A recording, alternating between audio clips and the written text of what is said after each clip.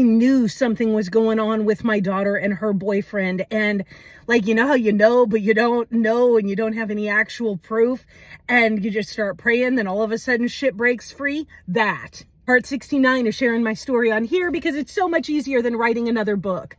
So one day I get a call about my daughter's boyfriend and it was ugly. I was like, he is going now. Police are going to be involved and I am not playing any games.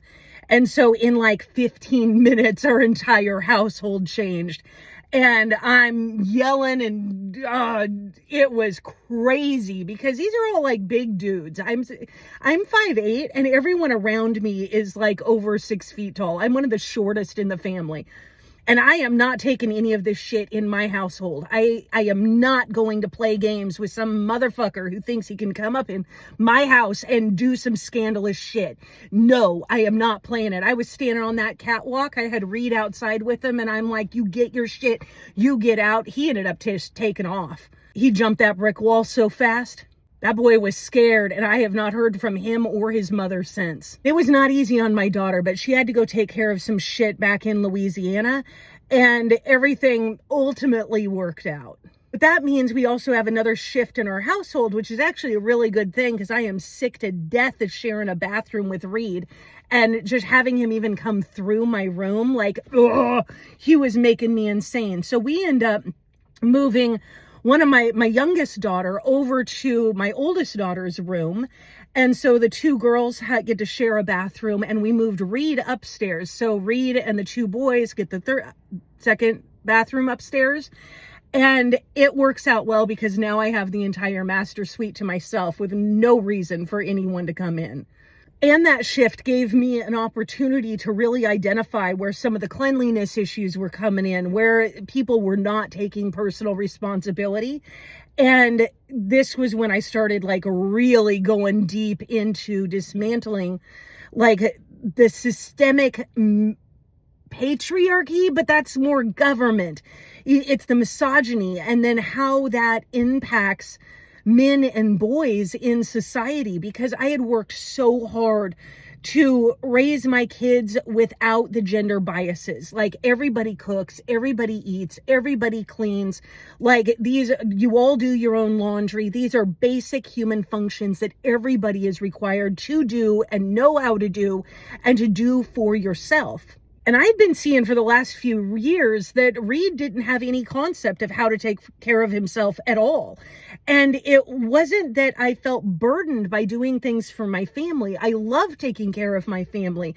I love cooking for them. I love cleaning. I love existing. Like, it's just fun for me. And I have tons of energy to be able to do those things. I did not understand how much me just loving my family and taking care of my family would actually cause harm to them.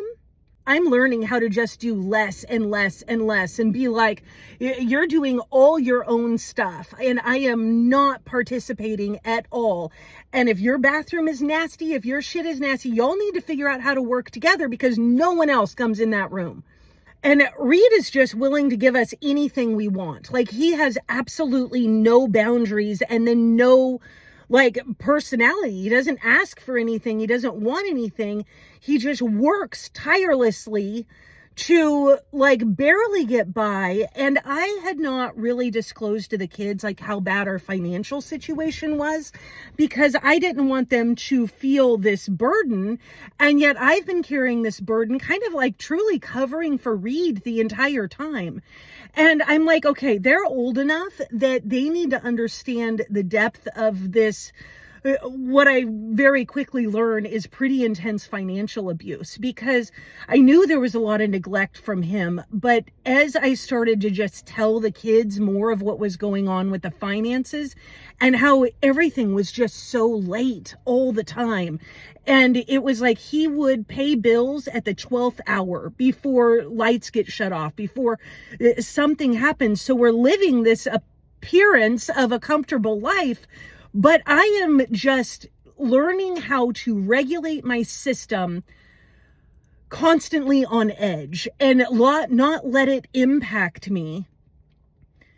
and truly just trusting that the universe is going to take care of me no matter what.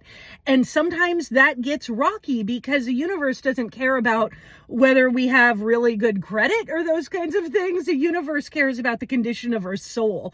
And I'm seeing my kids get into these ages where they need to be more responsible for them. And I'm like, oh, for themselves. And I'm like, oh, we could hit some rocky ones because we got some major entitlement running through this family that Reed has created, and me and just all my energy allowed, because I love doing those things. I love taking care of my family. Like, it's really fun for me. And I'm unlearning how to take care of my family because that's the only thing that makes sense at this stage in the game. Well, Reed also has this amazing 3-car garage. Like, it was his dream to have a wood shop in a 3-car garage. And so it was like he got his dream, everybody got their dream, but it's not except me. I'm the one that's being responsible and going, we need to figure out how to do this better. We need to make it smoother, like build the systems for the business. That way you can keep getting more business. And he'd listen for like 2 weeks and then would fall back off. And it was round and round. And it was just so fucking stressful because it was pointless. There was no real reason why he wasn't making money. Like, he produces amazing work. His customers are always happy, but he's never on time. And his commitments are just so off. It's like, just schedule it appropriately and everyone will be happy. But every single job is like all of these extra problems and obstacles, and then they take a week longer and the clients are pissed, and of course they're happy in the end, which I'm really grateful for. But it's like, this process does not have to be so difficult. As I'm looking at all of this, I'm like, Reed, the cycles are in your family. It's in your actual lineage. That's where your struggles are coming in. And in one night when we were having like a debate, argument kind of thing, I was like, why don't you just talk to your family again? Like, see where they are. See if you can identify the cycles in you. Because I was thinking the like 15, 16 years of no contact, maybe he's just not seeing the cycles because he hasn't been involved. And if he just touched bases with his family, that maybe he would see more of like what he's creating subconsciously.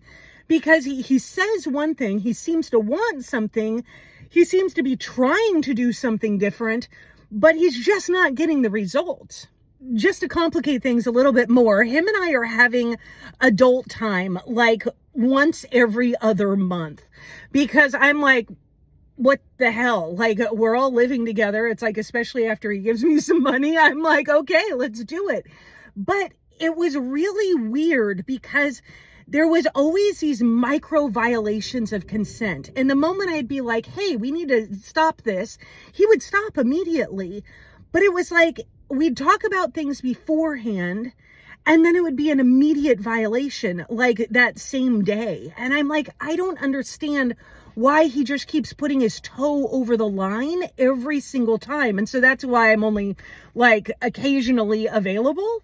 There was something really weird with his intimacy, and I was not making any sense. Like, by all outward appearances, like, he worships the ground I walk on. He tells me how beautiful I am all the time. He seems to be very attracted to me, but then when it comes down to it, it gets really weird. And it feels like a video game. It's like not real. It's so superficial. In October of 2024, he pushed it way too far, like over my boundaries so far that it blurred into SA. And I was just completely fucking over it.